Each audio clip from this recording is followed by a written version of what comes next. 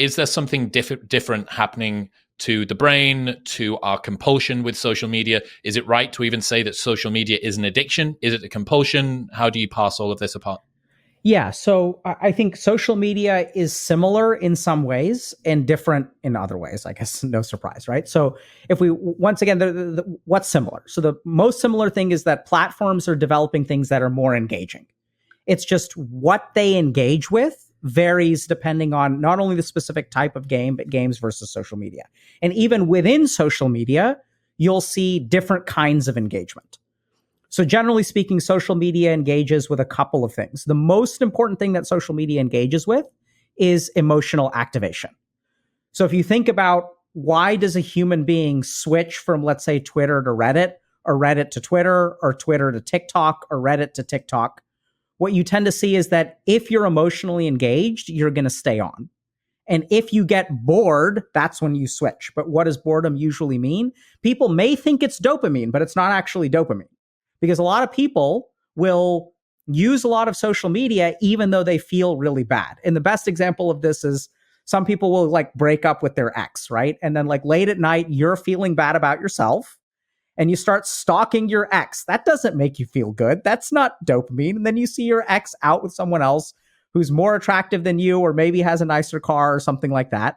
And so a lot of people will actually, if you really tunnel down, and there's research into this that shows that what is the emotional experience of engaging in social media? It's not always positive. So if you really look at like what kind of social media crosses your feed, it's stuff that's emotionally engaging. We're hearing about war, we're hearing about climate change, we're hearing about something. And some news organizations even like play into this, right? Where like fear mongering is a thing. And so what we start to see is it's really emotional engagement that social media like really captures. And so the people who are kind of vulnerable to being emotionally engaged will sort of get caught up in social media. Another thing that we tend to see is that the human identity, and you kind of alluded to this existential point. So like social media allows us to create a virtual identity, and we can start to get reinforcement of like these millions of years of evolutionary circuitry through the internet. So I want to be well respected in psychiatry, or let's say in a society. So I became a psychiatrist or medical doctor. And then even then, as a medical doctor, like there were times in my life where I was kind of thinking about, well, like, is psychiatry, like, is that being a real doctor? How will I feel if I say I'm a neurosurgeon? Which my wife was like, you should be a neurosurgeon. And like, what does she care? She wants to introduce her husband who's a neurosurgeon. And I was like, well, I've decided to do something close. It's in the same ballpark, but it's a little bit different. So we all crave the approval of other human beings. And now social media quantifies that, right? Do people like me? Like normally the human mind doesn't really know. Like there's no way to measure it, right? You sort of feel it. But now I get 100 likes and someone else gets 200. And so what social media really does is captures a lot of that identity focused kind of people who are concerned about being something, self-esteem. Now we have filters, which sort of fix the problem and make the problem worse, which is oftentimes what we see in social media. So the more that I use filters, the better I feel about my presence on the internet. But each time I use a filter, I'm not accepting the way that I look in real life. And so it'll make the problem worse, which is why I think we see a lot of this like extreme filter usage that almost doesn't, seems like it isn't real, and people can kind of tell. Why do people do that? I think it's because they kind of go down this rabbit hole. The comparison between are you having fun now and are you still using the technology now is so interesting, because, I think about when I do get stuck doom scrolling through something. And if I was to ask myself that question, after 15 minutes probably, or 20 minutes on any social media, I'm no longer having fun. Mm-hmm. I spoke to Huberman about this, and I thought this was a very interesting reframe. I'd love to get your thoughts on this. He sees social media usage more as a compulsion than an addiction. In your opinion, is there a meaningful difference between the two? Do you believe that this is the case? Does it even matter whether it's the case or not? Well, I mean, how are you defining the word compulsion? He said that it was more like a compulsive action to pull the phone out, to look at it, and to scroll, to cycle through all of the apps, because I can't remember his definition of addiction. I want to say it is continuing to use stimulus long after the satisfactory nature of the stimulus has been completed, something like that. I'm going to guess that you'll know the definition that I'm using. Yeah. So let's define things. Okay. So let's start by defining what is an addiction. So the features of an addiction, first of all, is that it impairs function. So it causes you some kind of damage. And the problem with addictions is that they're solutions that fix a short-term problem, but damage things long-term. So if we look at a lot of features of addiction, like let's say I'm addicted to opiates. And what opiates do is they make me feel good temporarily, but they cause me problems because let's say I'm stressed about work and I use an opiate or I use marijuana or something like that. My stress goes away, but it doesn't fix any of my problems. And if I, let's say, get high today and then I don't work on this project or whatever, like I have one less day to work on it. So an addiction is usually a behavior that we engage in that despite the damage that it does to us, we continue to engage in it. Now, why do we engage in addictions? Usually it's because they provide some kind of relief or reward.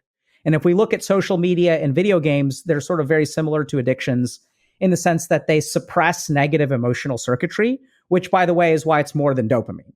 So even if you play a game for 8 hours, let's say I'm ruining my life, and this is an experience that I had firsthand, right? Was failing out of college. And like, how could I forget failing out of college? I could play video games.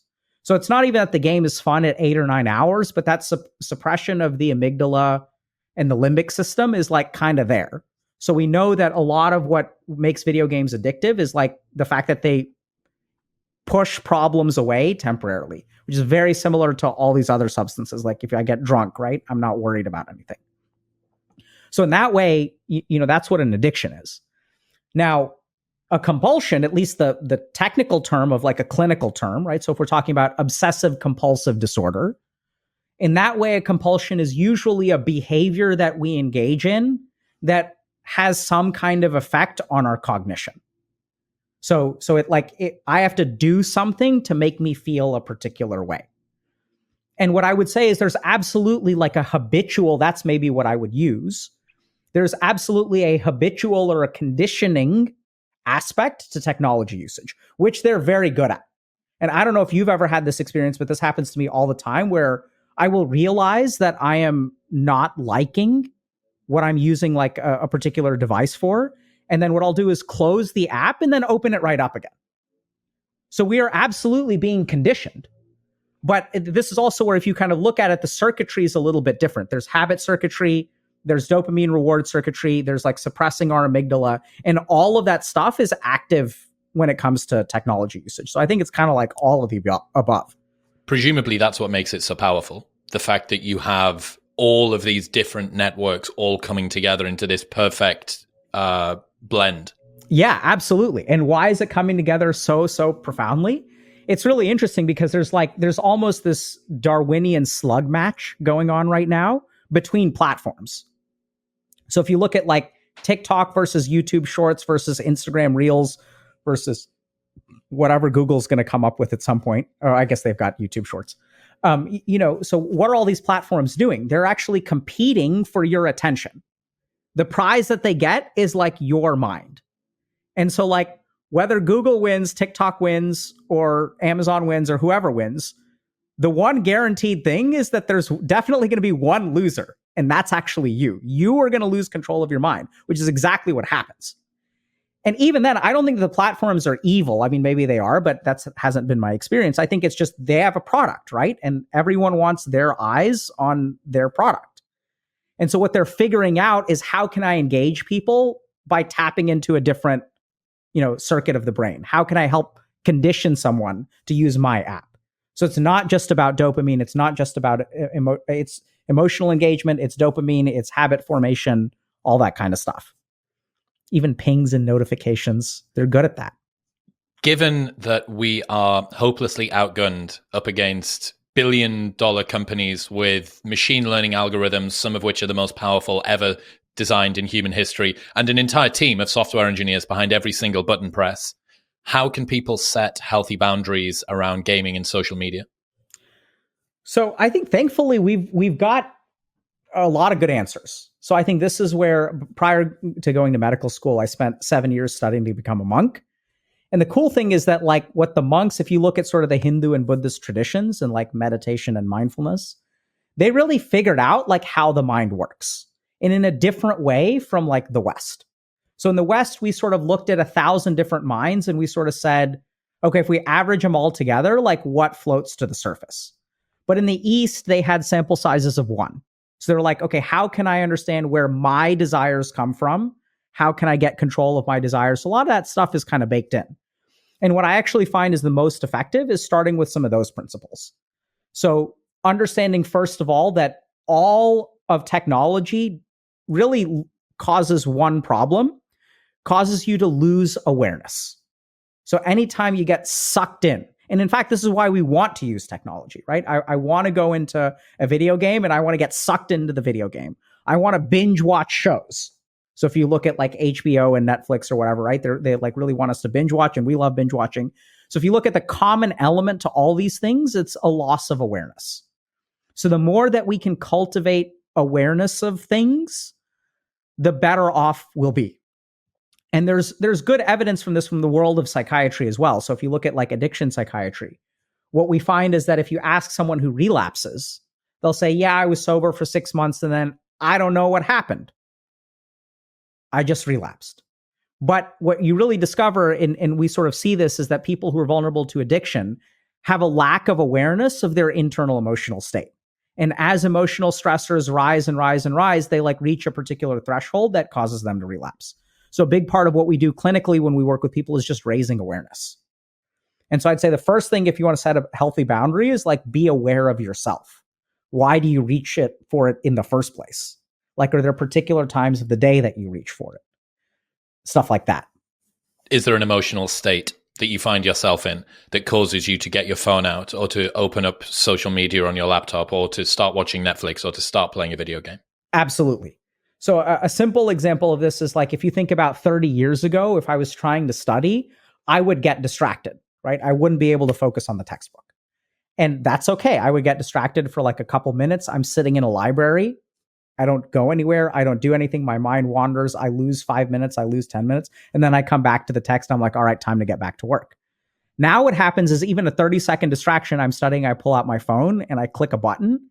And then my mind is sucked into this like, pipeline of like attention grabbing behavior. And 5 minutes becomes 3 hours. And so even a, 30-second attentional lapse now costs me an hour of time. Okay. Does that mean, therefore, that we just need, or the most robust solution to stop yourself from using computers and social media is to go places where you don't have your phone and you don't have video games? Is that the most robust tactic? Well, so I think it's kind of like a lot of different things, right? So I think it's, first of all, cultivating more awareness of the present and how you feel and what your triggers are. And then at the other end, there are absolutely environmental aspects.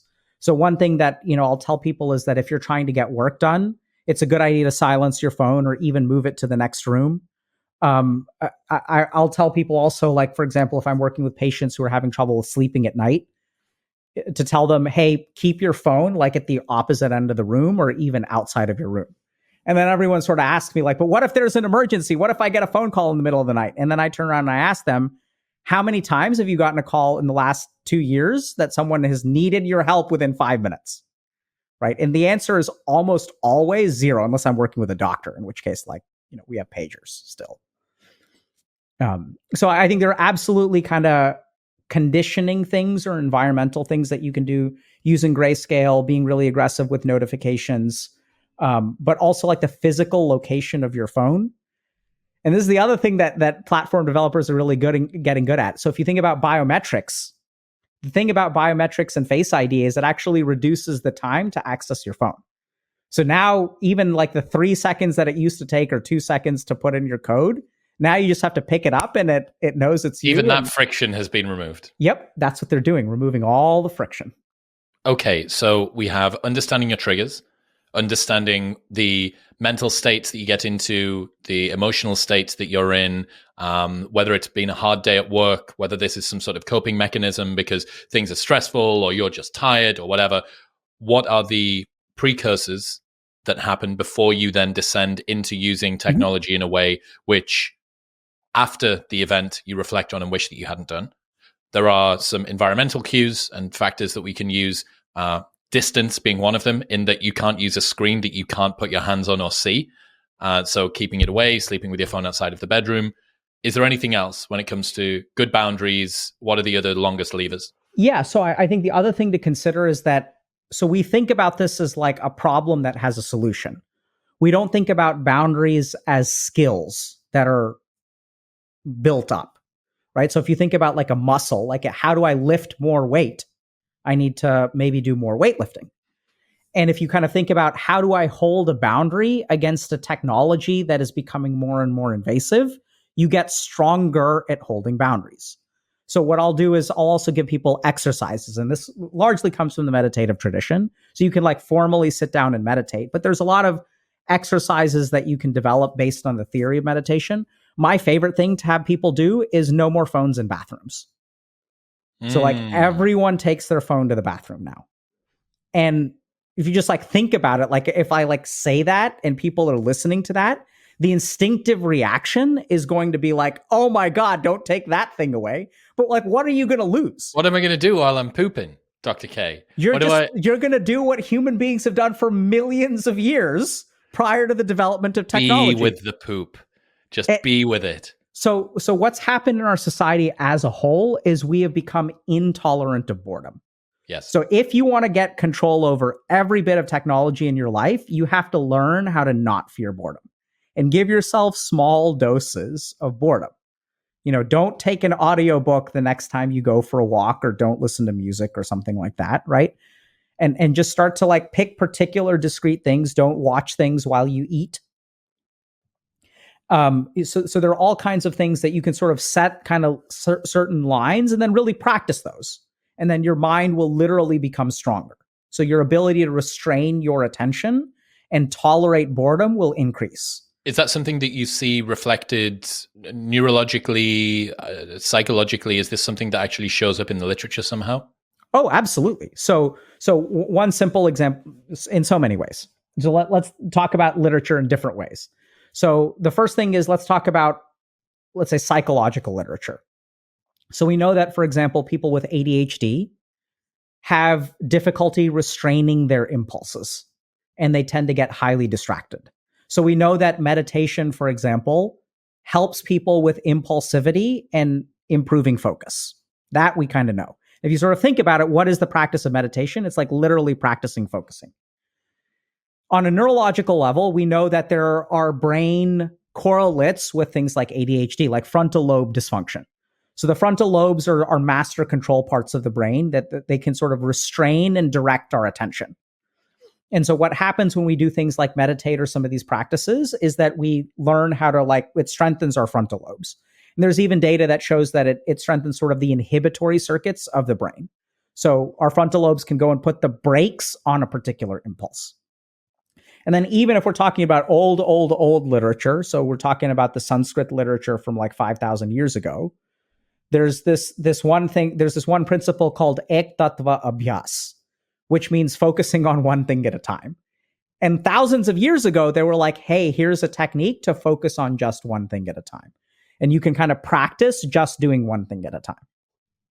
And so there's a lot of scientific stuff from everywhere, from clinical literature to basic science literature to even like old stuff. We'll get back to talking to Dr. K in 1 minute, but first I need to tell you about Manscaped. If you are a gentleman who needs to trim his sensitive areas and you are still using an old face shaver from 5 Christmases ago, what are you doing? Join us here in the modern world. There are purpose-built tools for the job, and the Manscaped Lawnmower 4.0 is the greatest ball and body hair trimmer ever created. It features a cutting-edge ceramic blade to reduce grooming accidents, a 90-minute battery, which allows you to take a longer shave, or if you're just a particularly hairy gentleman, waterproof technology, which allows you to groom in the shower, and an LED light, which illuminates grooming areas for a closer and more precise trim, or if you just Want to do it at night, perhaps? It's also got a wireless charging system to help the battery last even longer. But best of all, you can get 20% off everything site-wide from Manscaped and free shipping if you go to manscaped.com/modernwisdom and use the code modernwisdom at checkout. That's manscaped.com/modernwisdom and modernwisdom at checkout. What's happening, people? If you enjoyed that, then press here for the full unedited episode. And don't forget to subscribe. Peace.